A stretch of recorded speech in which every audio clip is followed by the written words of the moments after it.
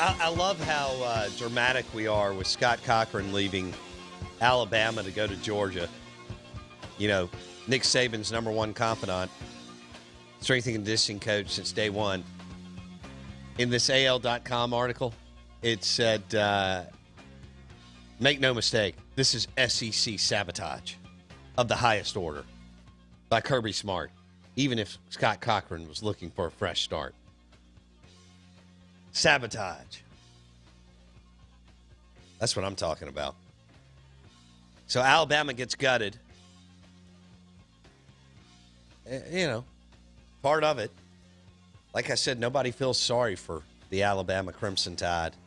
But Scott Cochran is gone. He wanted to be on the field. Nick Saban could not wrap his brain around that. And so Scott Cochran leaves Tuscaloosa, winning 5 national titles with Nick Saban. And now he's on Kirby Smart's staff as the special teams coordinator. He wants to be a head coach one day. It reminds me of Donald Trump being president. Ed Ogeron winning the national championship. People look at that and say, well, that means anybody can, just about. And that's why, all these entrepreneurs and CEOs and celebrities, and you're going to see this going forward. I mean, long after the three of us are gone, the next 100 years, 150 years in this country. Like somebody like The Rock would not surprise me whatsoever if he's able to run for president and win. Well, now that we've got Dabo Swinney, no play calling background, no coordinator background, builds a monster at Clemson. Goes from wide receivers coach to head coach. Had never directed a unit in his life. And then Gene Chizik somewhat pulled it off at Auburn by hiring Gus Malzahn to totally run the offense. Not quite like Dabo and Ogeron, but some similarities. And then Ogeron pulling it off. It's like when when Trump won, all these other CEOs, Mark Cuban, Bloomberg, others, don't think it didn't run through their mind as they jump on their, hold on. Trump won. Should I run one day? Trump had Trump built an organization, a business, and was successful. And then he built a brand, more importantly, on TV. Yeah, exactly. Definitely the master of media and the microphone.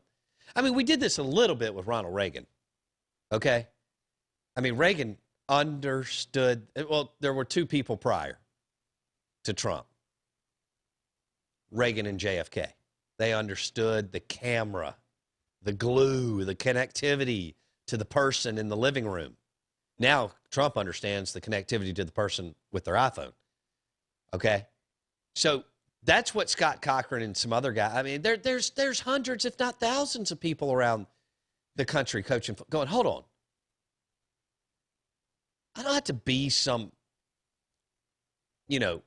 elite play caller to be a head coach. Some can. Mike Leach, Dan Mullen, Lincoln Riley. I mean, these are guys that are really, really good play callers. Lane Kiffin. I don't know if Saban was ever considered an elite play caller. I mean, granted, he was an NFL defensive coordinator, right? But I just wasn't following the Houston Oilers or the Cleveland Browns back then. Chuck Mullins was. Well, I'm sorry. I was following the Houston Oilers with Warren Moon, but not to that extent. We're efforting Fred Smoot. We may move him.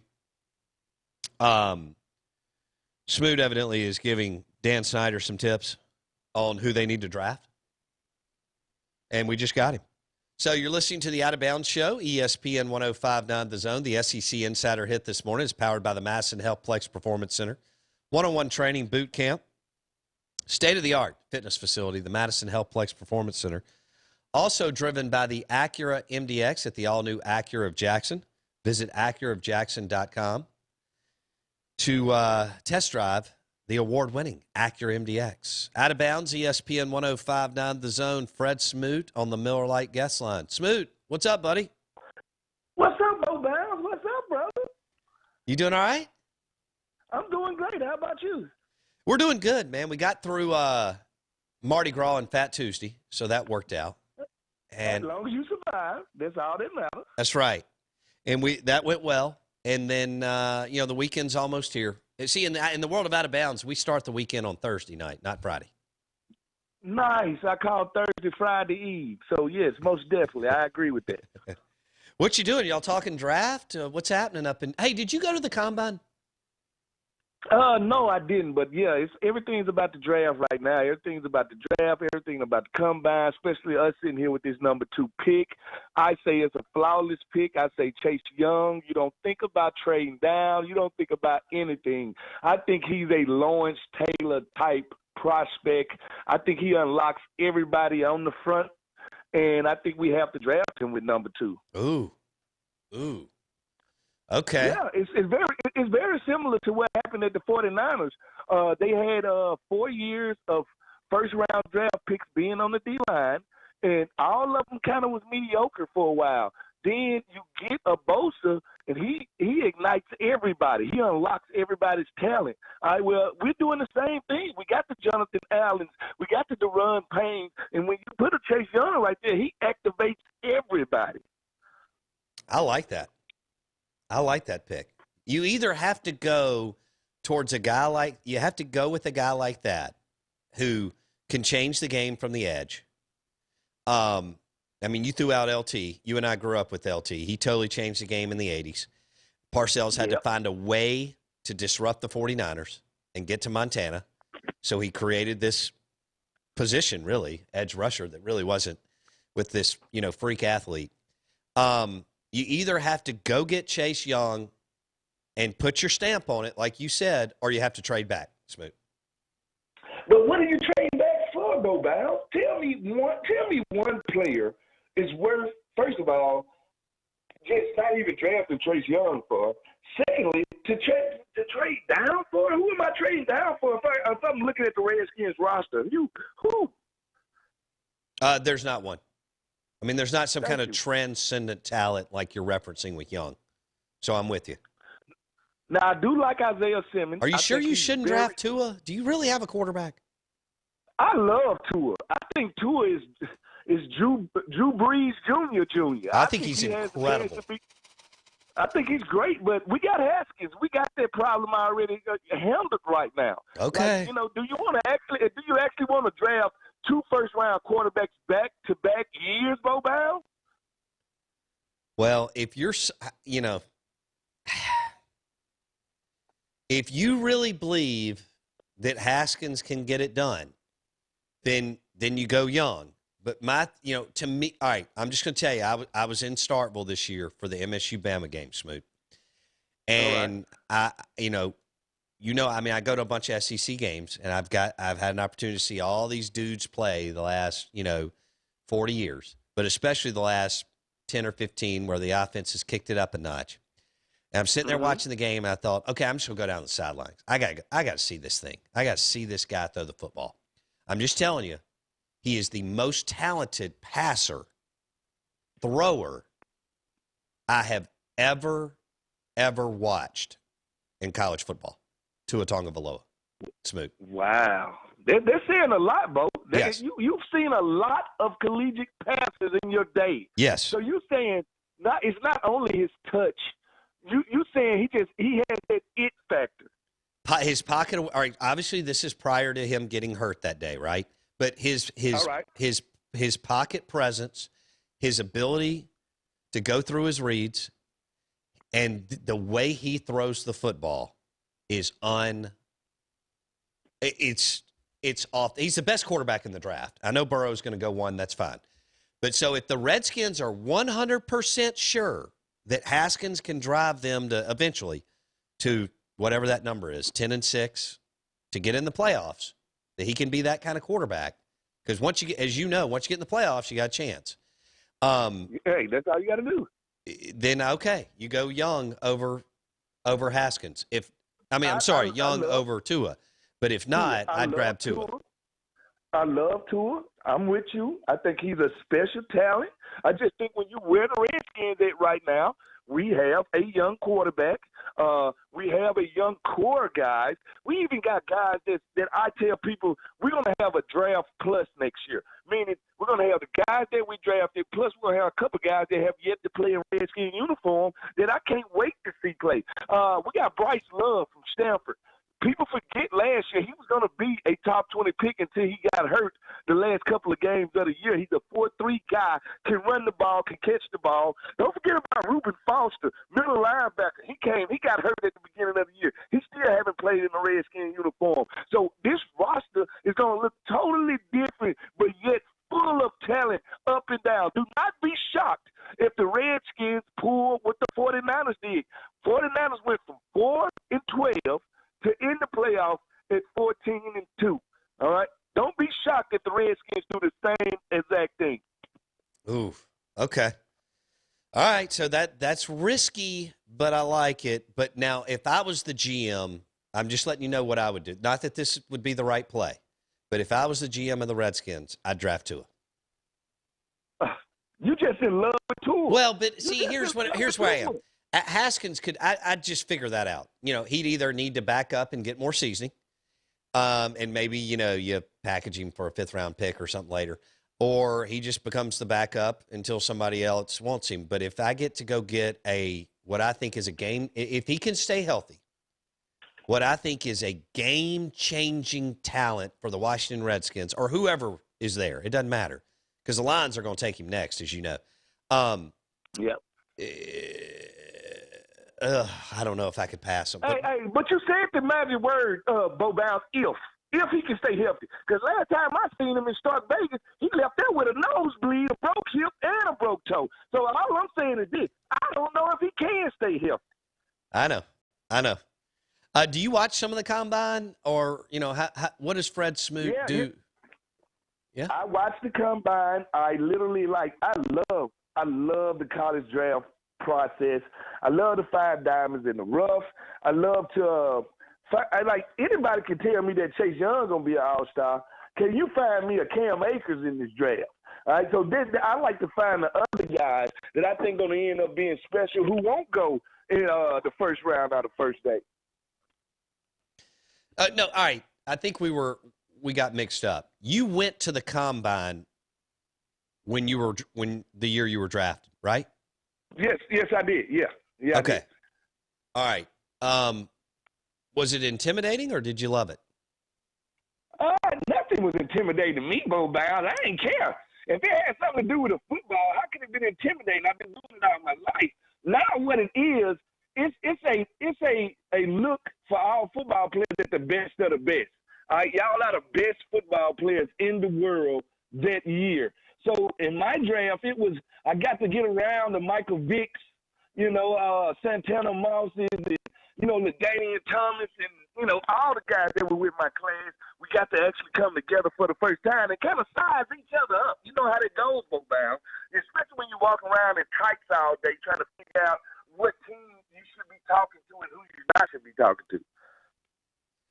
Were the interviews, were some of them, worthy? I mean, worth your time, and were some of them nonsense while you were at the combine? I wouldn't say some of them was nonsense. I'd say some of the questions were. Some teams really want to get to the nitty-gritty. Other teams kind of asked airhead questions just to see the response you was going to give. So it was different teams, different questions. And you also, I'm going to tell you what the players always go into this thing with, looking at the draft order. And that's what you can't do, because you never know what the draft order is going to be that day of the draft because of so many trades and stuff. Sure. So I would say any kid, don't talk to a team because it's the Patriots and you think they're drafting number 32 and you think you're going to go 15. You just never know what's going to happen. And, yeah, some teams do ask some BS questions and some ask more serious questions. Do you remember any of them? I pretty much remember pretty much everything. This is what you have to realize. They don't just ask you the questions. They sit you down. Let's say it's an owner, the head coach, position coach, they're sitting right in front of you, and it's a camera sitting right in between them. So you're actually looking at them, but you're still seeing the camera, and that's when they get into intimate questions. They ask you about your upbringing. They ask you about your siblings, which I have. I didn't have any siblings. I'm only child. So they ask you about things in your life. What are you going to do when you get your first check? What are you going to do when this happens? So, yeah, they're really just figuring around to see what type of person you are. I didn't know you were an only child. Yes. Why you think I talk so much, Bo Bounds? Because, at the end of the day, you had to entertain yourself when you were a kid, so you talked to yourself. Thank you. Yeah. Thank you. So now it's so bad I talk in my sleep. Yeah, I could see that. Fred Smoot on the Out of Bounds show played at Mississippi State with the Redskins and the Vikings, talking combine and NFL. He joins us on the Miller Lite guest line. We're streaming on YouTube. You can watch the show on Out of Bounds Sports YouTube channel. So you mentioned Payne and Allen on the Redskins D-line, Smoot. How would you give me your analysis? Because you're good at this. Give me your analysis of Montez Sweat as a rookie. Yes. I was a big fan of Montez coming out. Really wanted him to put on a red skin uniform. He did. Now, early in the year, we wasn't using him right. They was dropping him into coverage. They was making him think too much. He's one of those guys, you unleash him and you tell him, go get the quarterback and that's what he'll do. As the year went on, we started to really let him play to his strengths and let him just go rush the passer. He's a guy, he's freakish. He can get around the edge. We already know he got a 4.40. The thing he has to learn at the next level is to get that bend and that lean when he turns that corner. And that's what he's going to get, because he came in, he was kind of stiff. And what you want to do with stiff players, especially when they play on the edge, you want to turn them into dancers. And that's what Coach Rivera and the rest of his coaching staff is going to do. He's a double-digit sack guy, as long as he's with the right coaching. So I think opposite of Chase Young, can you believe that? I call it Young Sweat. How you gonna run from Young Sweat? You can't run from Young Sweat. That's all I'm telling you. You run from the other one, you run into the other one. I like it. I see where you're going now. Okay, so you got Payne, Allen, Sweat, Young.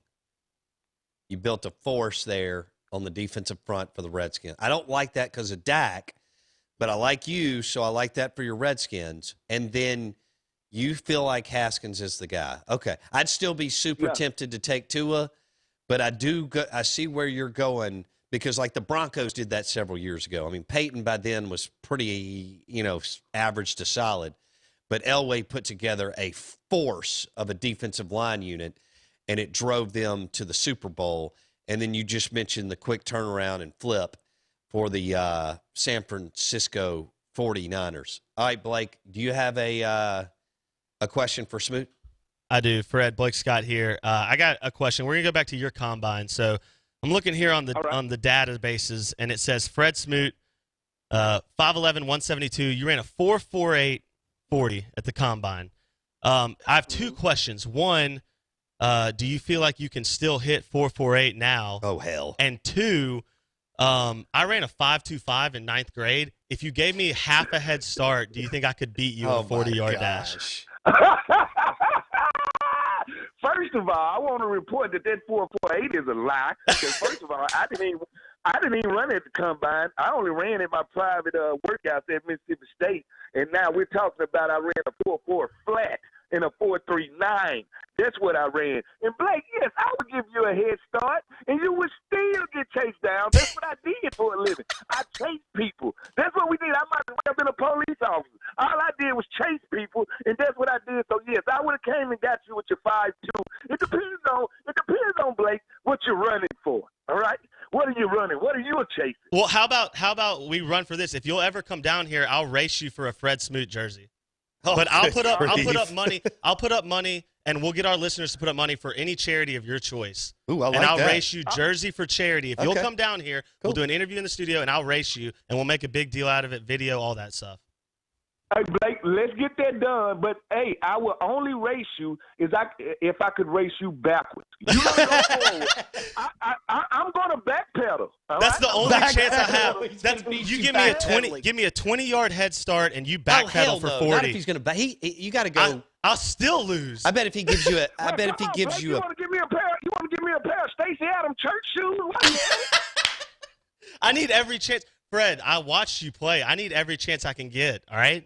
Every chance I can get. I'm trying to take home a Fred Smoot jersey, dog. I love it. I'm trying to win. I love it. I love it. I already gave you that I was gonna run backwards. Now you can't put me at a worse handicap than that. No. All right, let's do it. Old. Let's do it. You backwards, me straight forwards. We'll do it for charity and a jersey. We'll do it all day. I'll prepare. I'll train. He'll beat you. All right.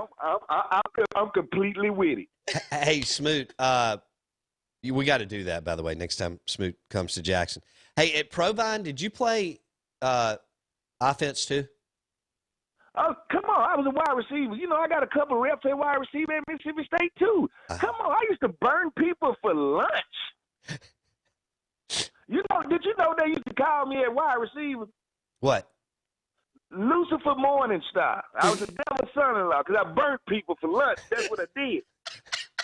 Who was that again? Lucifer what? Lucifer Morningstar. I love it. I love it. So did you ever score a touchdown at Provine? Come on, Bo Bows. My senior year, I scored 12 touchdowns at wide out at Provine. Love it. And also I had one of the plays that has never been replicated at Provine where I blocked a field goal and caught it at the same time like it was a pass and ran it back for 85 yards. Did you really? Yes. That is awesome. So Smoot scored 12 TDs at Provine and blocked a field goal and scooped it up or whatever, caught it and ran it back for a team. At Hines, did they let y'all? No. This was at my senior year at Provine. Okay. I also had I also took 3 interceptions back for touchdowns. That's come about 16 touchdowns my senior year. Did you really? You had 3 pick sixes? Oh yeah. Man, I love it. I love it. What about it at Hines? Did they let you return kicks or punts? I was too valuable as a cover specialist, so of course I just took my talent to the defensive side of the ball as I serenaded the receivers of junior college with no catches for almost 18 months of good football there. Love it. Smoot, you're the best, buddy. We'll talk soon. Anytime, Bo Bound. Blake, get ready.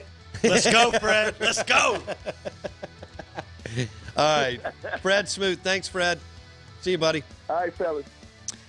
Smoot on the Miller Lite guest line. Holy smokes. Smoot on the Miller Lite guest line. The show is brought to you by Went McGee, the mortgage man. He'll shop the best rates for you. MortgageManMS.com. Went McGee, the mortgage man. Fred Smoot and Blake Scott in a 40-yard dash. Smoot backpedals. And Blake is running like you normally do. God. Slowly. Yeah. Smoot he'll smoke you probably by 5 yards. We'll be back, hour number 3.